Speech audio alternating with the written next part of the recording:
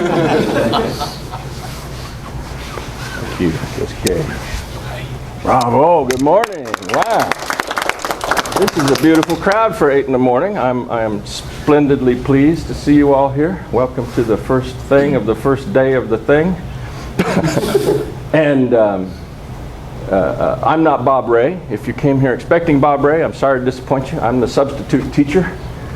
And Bob is stuck up in Iowa somewhere. Tomorrow for Judo, it'll be a fellow named Brent Zerbigan up from Houston. And he's a 7th Dan who's been in Carl's school down there for many, many, many years. And we'll do some nice Judo for you tomorrow and Sunday. So those are the subs that we have coming in. Me and Brent, maybe Greg, if we can get him off his ass over there. Would be nice to see him. If you feel like dancing at all, or are you just going to play with the camera? Get past 50 and you start saying, I think I'll do the camera stuff, you know. I'm the same way. Anyhow, so yeah, I get to be a substitute teacher today. And for substitute teacher class, I thought I would lay on you a little bit of really, really old school Judo. Way, way, way, way back. Judo. Ichinoi system. A fellow named Carl Geis, who is recently deceased, was the principal Judo teacher for this school and for the main school in Houston. And he came up in Judo from 1958 or so, post-World War II, and was training in Japan a while, and then in this country. And he had the good fortune to train with a body of great technical Judo people. His principal teacher for Tachiwaza was a man named Yoshimi Osawa, who's currently at 10th Dan.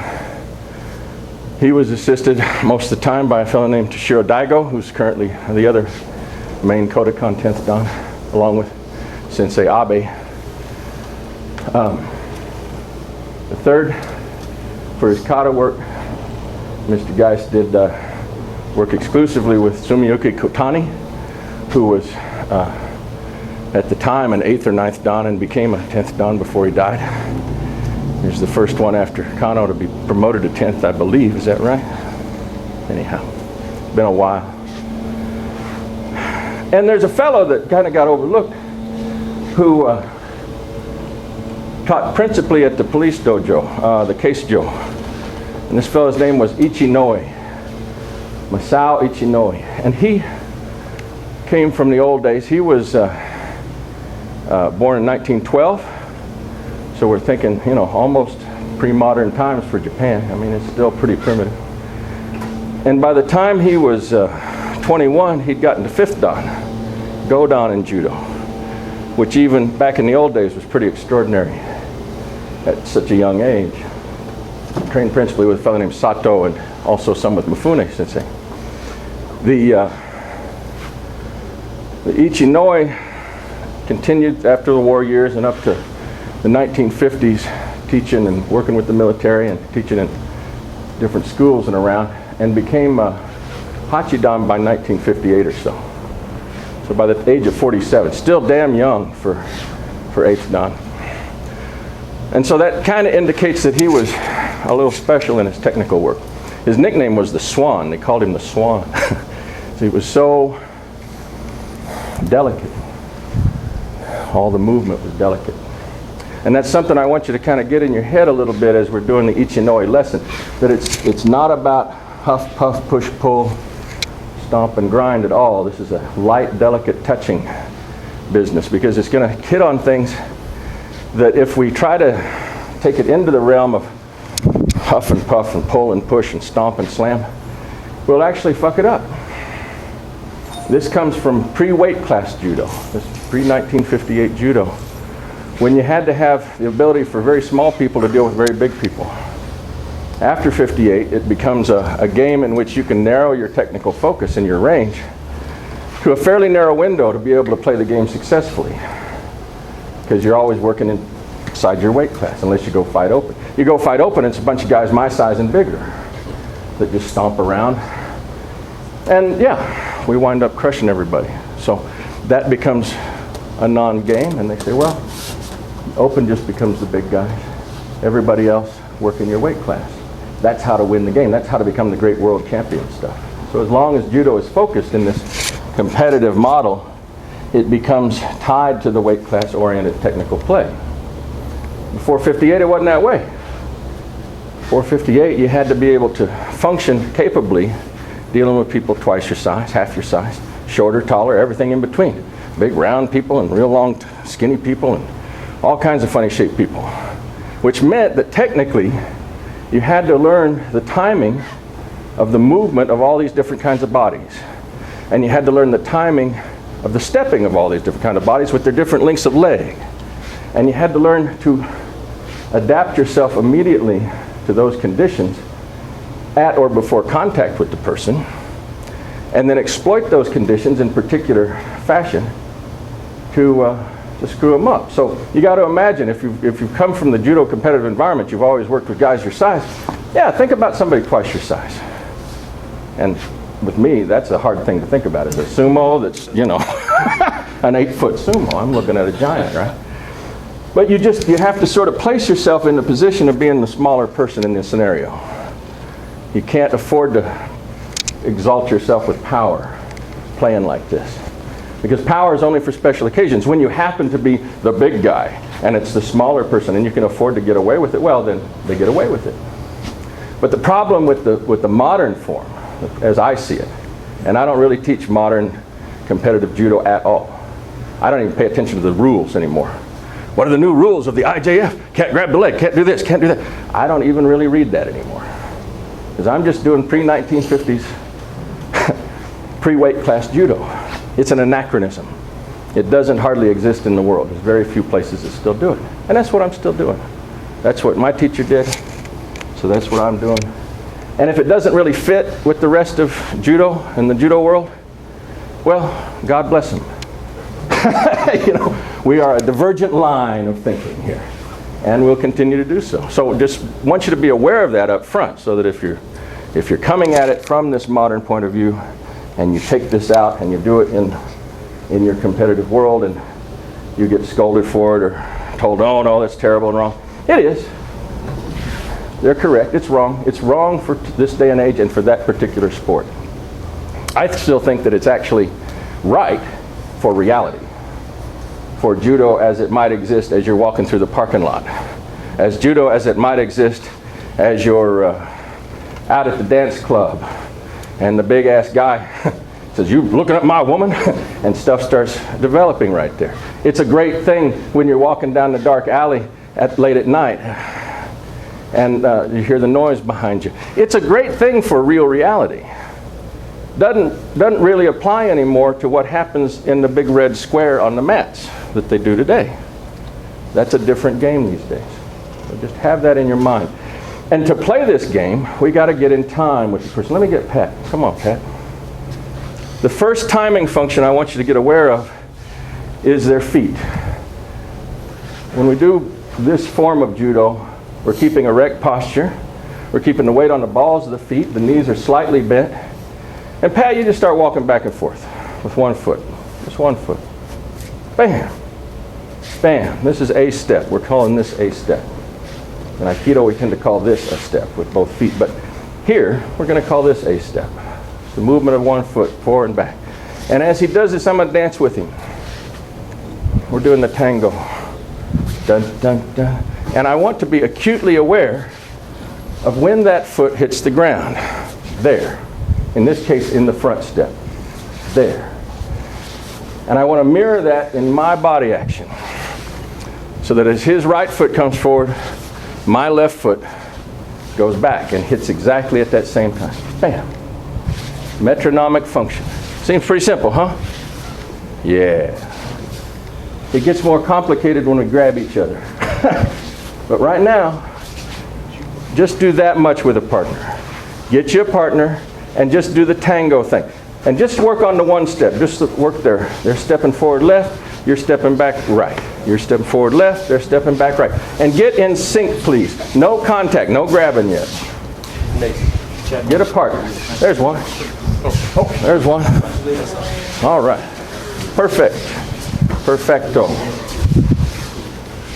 Get very aware of that front foot hitting the ground. It'll be far easier if we all stay in sync with this. So you're doing him? Good. Okay, you're following him. Good. Nice, Clark. I advanced first. Boom. And you're following him. Now, where do your eyes go when you do this process? You can look at their feet if you like. You can be looking right at their feet, but really Judo says your eye focus from this range should be pretty much at their throat or chest. So ladies, if we're staring at your chest, you just have to live with it. That's Judo. Yeah, cover on up. All you hairy-chested fellows, that's just life. Eyes are at the chest. Good. All right, knees slightly bent as you do this step. Knees slightly bent. By knees slightly bent, I'd like to encourage you to stay off your fucking heels. That's kind of critical.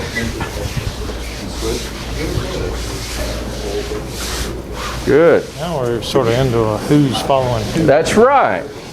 One syncopated thing. Well, after a while, you switch sides and it'll be his right foot and his left foot and your right foot. Yeah. Stay off your heel. Stay off your heel. Means as you take these steps, your heels are slightly elevated, your knees stay slightly bent. Everything's like you're a big cat that's pouncing back and forth. If the weight is going to the heel, the knee is straightening. And you're becoming vulnerable to getting your leg broken. We don't want any broken legs this morning. Sweet. I see a bunch of nice movement. That's great. All right, A+, everybody. Bravo. Everybody's got that. And you got where you're staying a little bit off the heel, which is very good. Every time your weight goes down on the foot and the heel gets down on the ground, the knee tends to straighten, the knee gets straight, it becomes extremely vulnerable.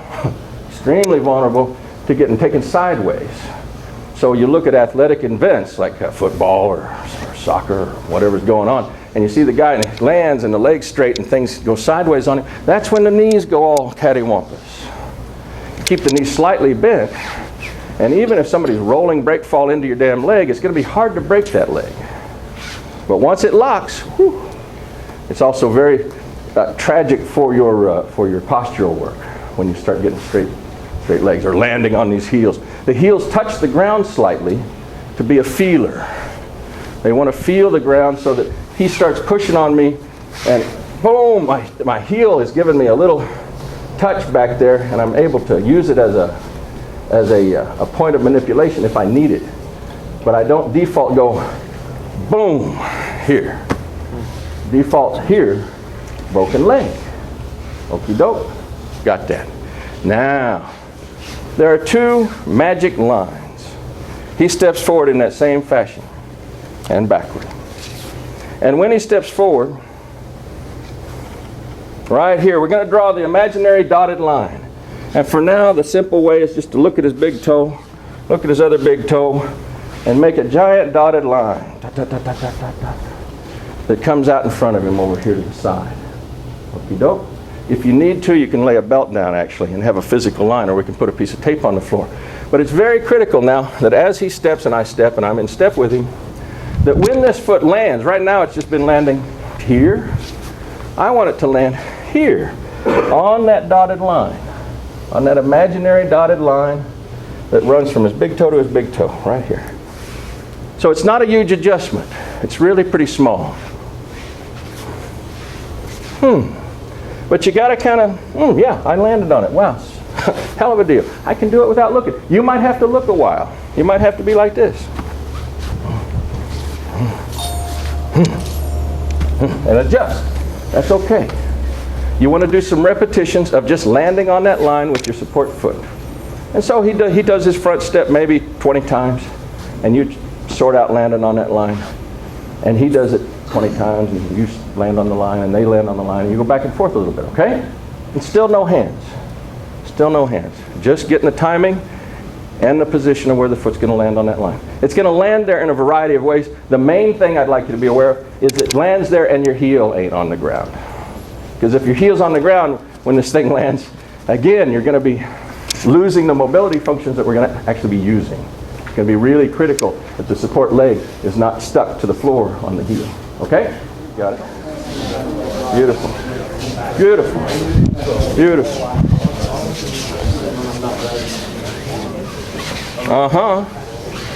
Other side though.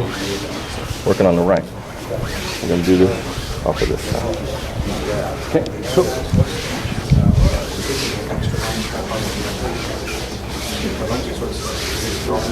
A little closer.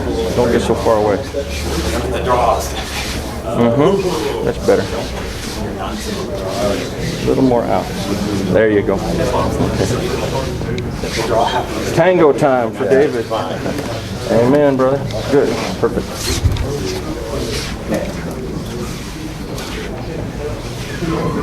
Now who's sliding out? Okay, if you're doing backwards. No, we're doing just this side for now. Oh, this side. Just this side. And just here. Go forward with this. Here. You started backward. You can do it backward. You can do it sideways. You can do it roundy round. You can do lots of forms of it. Let's go the just right for side. Teaching form today, we're doing the right hand with the right foot and the right side. Yeah. No, that's so complicated. Okay. Hey, Jack. Hey, Dan. Good to see you. Sorry to miss you last night. Going wild. Good. And where's the adjustment? Okay, for now, for the lesson today, we're going to do this side. Oh, okay. And we're just doing this step. Boom. For now. And keeping the weight off the heel. Good. Off the fucking hill. Yeah, off the fucking heel. That's right. You got my language down perfect. Good. Such a good student. You're adjusting to him? Yes, sir. Let's stay on this side with this step. This step forward. There, this one. Let's hit this one. Hit this foot. There you go. I should have been more explicit. You can do it on any step with any foot. There we go. Okie dokie. Okie dokie. Sweet. All right. So that's pretty dull, huh? We learned to walk back and forth and move out on that line. Big deal. Now we get to use a hand. And by hand, I don't mean a grab and pull and push hand. I mean like a couple of finger hand. And the grips that we use, if we're going to use a grip at all, is these little finger and the second finger. The big fingers and the thumb barely do a damn thing. It's really just a tiny thing. And you can find out where your perfect grip is, by the way. Close your eyes, put your hand out in front of your shoulder, walk into him, and what you land on, that's it. There's a tendency in judo, particularly in the judo I was raised with, I always put my hand right there. I always put my other hand right here. And you wind up putting them in habitual spots, and it doesn't matter if it's your size. I reach there and I do the same damn grip. I put my hand right here, put my hand right here, and it's a taller guy, and I put my hand right here. And it becomes a dumb habit. And the reason it's a dumb habit is you're actually taking your physiological efficient place and habitually just checking it down by X, Y, or Z, or checking it up if they're taller than you by X, Y, or Z, to an arbitrary spot on the gi. Don't do the arbitrary spot on the gi. Work with your collar grip hand at your shoulder height. If they're shorter than you significantly, then that will just wind up at whatever's closest. So here's Chris. Here's my shoulder height, right? Say I grab him by the ear and do judo. That would be optimal. Not so much for Chris. But the closest thing I can get to him will be the top collar grip, right? Now if I'm shorter and I walk up and I try to say, oh, I get that high collar grip, well, that's wrong. It's too high. It would actually be right down in front of your own shoulder is your optimal efficient height, okay? So we're going to use our right hand because ideally in this drill we've been stepping with our left foot back and slightly to the side, correct? Right hand is going to be the function. And we're going to make one dumb little movement with this right hand on the forward step. There are ways to do this on the back step, on the side step, and roundy round, and a bunch of other ways of moving. To learn it, we'll just do the front step, okay? Is that cool? All right. Later we'll talk about the back step. So our hand is now on it, and I'm first getting in sync, just like we've been talking about. And I'm sliding over. I'm sliding over and stepping on that line. Just like the second part that we talked about. Third part is I give a little stimulus, just a little stimulus, and it's square. So this is the other big crazy line. If we have this imaginary dotted line running from his big toe to his big toe out into space, I need laser pointers. I need holograms. I need all kinds of visual aids, you know. Somebody do some special effects on the camera and put a big red line. That's the first line, right? The second big line bisects this line at a 90-degree angle. And this one confuses the hell out of people because when they say, oh, I want to do things 90 degrees to him, which is right here, they tend to look at the line of the shoulders and do it here, which actually pulls him into that front foot. And so you have to become conscious of the line of the feet. The line of the feet defines the line of the knees and the hips, and that becomes the special space right there. And as his foot touches and my foot touches, and I go to this sweet place right here, my hand is just going to stimulate him just slightly that way. Just slightly. Just a little tiny touch. You don't want anything more than that. Just dink. Just that little dinky thing. If it feels like something, if it's taking a long amount of time, if you find yourself doing this, and he actually moves his foot, way too much. Way too much. This is a little dinky stimulus that as their foot hits the ground, you're just looking for this little bobble. Boom, boom, about that much. If you hit it too hard or you hold it too long, you'll get some other stimulus that's not what we're after. Okay? Watch it again. His foot hits the ground, my foot hits the ground. Boom. I align, and on the moment of my foot touching and his foot touching, just that. Just a little dink. Okie doke. If you got a picture of it in your head, try it. Try it. Good.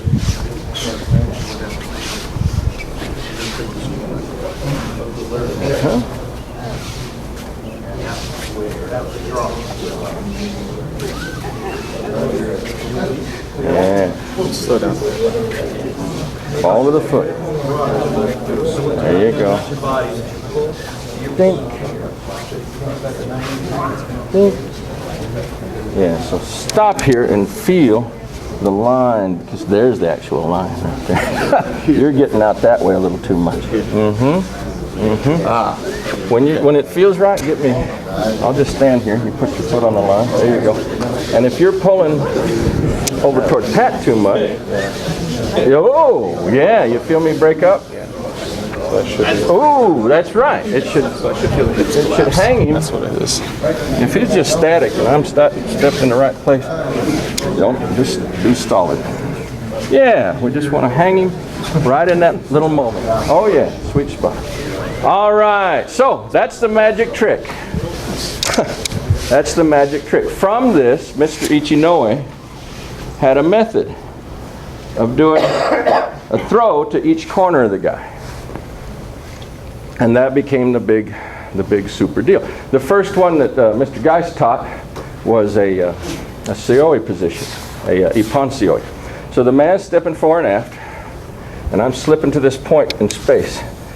And this point in space is, again, the ball of the foot. It's not the flat of the foot, and that's kind of important. Because as we make this little contact on his collar, this is going to turn loose. And see where he went? He went kind of over that way. And my hand can kind of come under. Now he goes ahead and puts a hand on me. Again, not terrible, death-defying grips, straight arms from hell. Just relaxed and easy for now as we learn this thing. And as we make this point of contact, it's going to pull free. Not only do we have the little dinky pull, but the pull is going to just be there for a moment and then bust. And I'm going to take this little ride over here. All right? Turn around this way. Whew. I've turned about 90 degrees or so, and if I have done my job well, the crack of my butt will wind up right along his lead leg here. There's no bending down, there's no squatting action here. This is all a walking action. So there's a tendency to see a throw like this and think, oh, you got to get down under him and lift them up like that. Jack them up on your back and bump them with your knees and all. No, not in this old school style. Old school style, you're stepping out and you're just stepping with this foot underneath your own center. And it's the weight transfer from this foot to that foot that actually jacks them up into the air. It's not a lifting action at all. It's a prop that's coming out of your hips. The placement of this inside arm is critical. That when you touch and pull, this thing slips, and you're shooting to try to get between your tricep and your deltoid muscle of your arm inserted right up in his armpit like that. Okie doke. So that's where our upper body's doing its job. Just this part. Boom, sticking this in. Okie doke. Second, you're letting your natural turn happen on your foot that's going to accommodate that because the heel's in the air, and we're putting the crack of our ass here in front of this thigh. Okie doke. So the touch, slip. The throw is not up over the top. It's not something that makes them go in the giant arc over the top like the beautiful woo-woo throw. It picks them up and rolls them directly down to the side. Question? Oh, no, I was thinking. Oh, you're thinking about it. Okay, cool, cool, cool. All right. So, we're just progressively putting stuff together. If you have trouble with a piece, just go back to the piece you have trouble with. Say piece number 1, getting in step. Piece number 2, getting in step and on the line. Piece number 3, getting in step, on the line, and little touch, right? Now we're actually going to apply it. Little touch, shoot. Rolling to the side. If you don't want to take that fall, I don't blame you. It's early in the morning. The fall is optional. It's up to you and your partner how hard you slam each other. I would think at this time in the morning, you know, unless it's Pat, we're just going to pick them up and put them back down a little bit. But if you do the pick them up, put them back down thing, I do urge you not to get into the habit of picking them up like this. It's not the knees, it's not the hips, okay? It's the step that takes them up in the air momentarily that we then roll them off. Okie doke. This is a form of Ipansio, and if it's right, this is how you'll know it's right. It will feel like nothing. Pat's a big old boy. I'm a big old boy too, but you step forward. The timing here is correct. The touch here is correct. The fit here is correct. The throw will just be this tiny little dinky thing again. The actual throwing feeling of kake feels like doing that. And again, go back to Ichinoi. It's a swan. He would go, huh, huh, and he would make these all graceful swan-like actions, and people would just dissolve around him. And that's how he was. That's why they called him that. So you want to sort of imprint that into your thinking about how this should go. All right? It's that soft, swan-like feel to it. Okay? Try it. Try it a little bit. Please. Thank you. Thank you, Pat.